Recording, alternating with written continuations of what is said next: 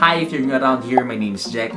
This is a lifestyle channel that revolves mostly on personal finance, adulting, and self-improvement. And for today's video, let's talk about the 5 ways to feel rich without going broke. Okay, this video is inspired from a recent conversation I had with my childhood friend. And siguro itong tanong to is a recurring theme among siguro in their mid-20s up to the later stage ng buhay natin. So yung usapan namin revolves around this question na ayoko na sa work ko pero kailangan ko pa din ng pera. So, paano ba dumami yung pera ko? Paano ba dumami yung oras ko? Paano ba dumami yung energy ko? In short, how to be rich. Because basically, you need to work more in order for you to make money. Pero it depreciates your time and energy. So, itong tatlong to is like having a finite number that you have to balance. So, let me show you an example. What I mean sa sinabi ko is, for example, you only have time, energy, and money. And for example, meron ka lang 10 points to allocate sa mga yan kasi you only have limited resources. And for example, the more points you allocate to your money kasi kailangan mo work to make more money, the less and less yung napupunta sa time and energy mo. The more money you have, the less energy and time you have kasi dinidedicate mo yung energy and time mo to working, thus making you more money. Now, pagka nag-less work ka naman, ang mangyari, less din yung money mo, pero may time at energy ka. So, it's really tricky to balance these 3 parts. For the smart asses out there na nagsasabi na madali lang to, all you need to learn is the concept of passive income and leveraging, which is partially true. So, sa passive income, all you need to do is to put a lot of initial effort and then magkakaroon ka ng recurring income. So, ang maganda example nito is like owning a rental property. So, pag nag-own ka ng rental property, all you need to do is mag-collect ka na lang ng payments mo on a timely manner sa mga tenants mo. So, once na nakapag-put up ka na or naka-own ka na ng apartment or a rental property, magko-collect ka na lang ng payments. So, alam mo, parang may automatic na bumabalik sa yung pera. For leverage naman, a good example nito is owning an intellectual property, a code, a program, or kaya naman a brand, or kaya naman royalties. So, whenever someone uses it, at the same time, nag-earn ka din. So, it's like working for one time and then you'll be paid for the rest of your life. Okay, that being said, may own practical answers sa sarili ko and to my friends pagdating sa question na to is that all you need to do is to live below your means, like sobrang tipid, and then spend all your money excess dun sa necessities mo into something that will put money back to you and at the same time dapat gusto mo siyang ginagawa.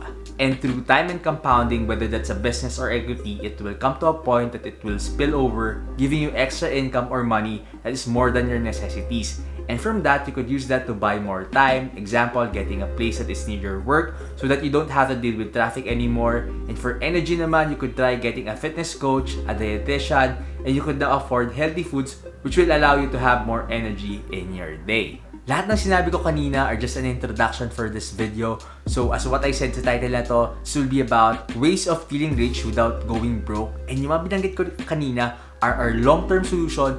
And sabi nga nila, in problems, there are long solutions and there are short solutions. Now, gusto ko i-discuss yung mga short solutions in feeling rich without going broke kasi I think this will help you through those times, those times na mahihirapan ka when you feel down as you really go through the process of getting rich. For me, what learning something new allowed me to do is to expand my perspective. It allowed me to expand my imagination. Akala ko before, the only way to be successful is to be good in school, get good grades, get a job at a well-known company, get a lot of experience there, and then kailangan mo i-climb yung corporate ladder. But turns out, there's a lot of ways to skin the cat as what they usually tell. There are now online jobs that could make that possible. You could start your own business, you could start your own brand, you could do online reselling, or pwede kang mag-start ng sarili mong startup company, ng tech startup company. The options now are almost limitless. Play mo na lang talaga what suits you the best. Learning new things keeps life interesting, and the moment we stop learning, or others would say na the moment we stop growing is the point where we start dying. So it's very important to learn throughout our whole lifetime. Sabi nila, time is the most valuable asset that we have, and I actually believe in it. And up to the point na someone could buy your time, ibig sabihin nun, hindi ka pa talaga mayaman. I think one important exercise na kailangan gawin to empower ourselves to feel rich is that to take control of our time or to block our time or set boundaries on how we use our time. It could be as simple as not going to overtime or kaya naman pag 5 PM na or uwian nyo na, umuwi ka na. Work's done. I'm out. And then pagka naman weekends, then i-block mo yung time mo na yon for your family. So spend all your time during the weekends for your family, and being able to take control of your time or being able to say no to someone who asks for your time is really, really, really empowering. So for this one, this is almost similar to number 2. So let me just set an example. So I remember meron akong friend and nagde-dinner kami. And he was never able to drop yung phone niya just for 5 minutes kasi kailangan niya mag-respond sa lahat ng messages na natatanggap niya. I remember kumakain kami ng samgyup noon. So meaning almost magiging more than 30 minutes yung pagkain namin. And the whole time na kumakain kami, na nagde-dinner kami, hawak na lang yung phone niya, nagre-respond siya sa mga messages niya while eating. And I remember din sinabi ko sa kanya na, yo, baba mo muna yung phone mo, tapusin muna natin itong dinner na to. But he was never able to do it. So being able to be fully present to whatever you're doing is one of the simplest way you could feel rich. For this one, it really took me a long while before ko ma-appreciate yung mga small things, before ko ma-appreciate yung mga small victories ko, kasi I'm really too focused on my long-term goals, like magiging masaya lang ako when I achieve this and that. For example ko dito, yung mga big goals ko before I turn 30, like going to Japan, getting to Iceland, earning my first million, saving my first million, getting my own place, moving to my own place. And up until now, wala pa din nangyayari sa mga yon. And I think if hindi ko natutunan ma-appreciate yung mga small things or yung mga maliliit na bagay kasi wala pa rin nangyayari doon, you know, I might burn out along the way and baka hindi ko siya mapuntahan or maabutan or baka hindi ko siya ma-reach. So, it's really, really helpful na i-appreciate mo yung mga small things, kahit yung mga small victories mo lang. Having a complete, healthy, functional family is something that I really appreciate. Having very supportive friends get me a lot of bad times, diba? Parang they allowed me to get through a lot of bad times, and having a healthy physical body, alam mo, without any handicap, allowed me to position myself to where I am today. And dahil sa mga small things na yun, it allowed me to be one step closer to my bigger goals.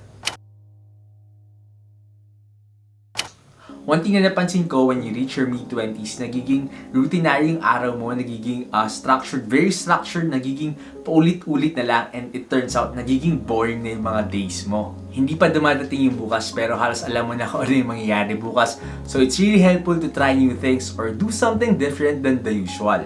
Having something to look forward to allows you to get out of your bed, especially during the weekends, na hindi naman kailangan mag-work, diba? And nothing wrong with sleeping, pero I think it's just a better use of your time to do some sort of activity. Kasi malay mo, diba, you'll be able to discover something new about yourself. These are simple acts that we can do to feel rich as we strive for the more sustainable way of building wealth, which is investing and starting a business. These ways allows us not to burn out along the process of building wealth, kasi I think yung pinakamahirap na part sa kanya is yung patience and yung discipline, kasi you need to be really disciplined and consistent for a very long period of time. It can take you 5, 10, 15 years. So ayun, it really takes a lot of discipline and a lot of commitment and a lot of patience. That's it for this video. I hope you find this video helpful and enjoy niyo yung panonood itong video na to. Please give it a thumbs up if you like the video. Consider subscribing for more content sa kagaya nito. And I want to know your feedback about this video. Please let me know them in the comment section. If meron kayo recommendations or suggestions on how I could improve my content, my video, please let me know them in the comment section. So ayun lang. That's it. Bye!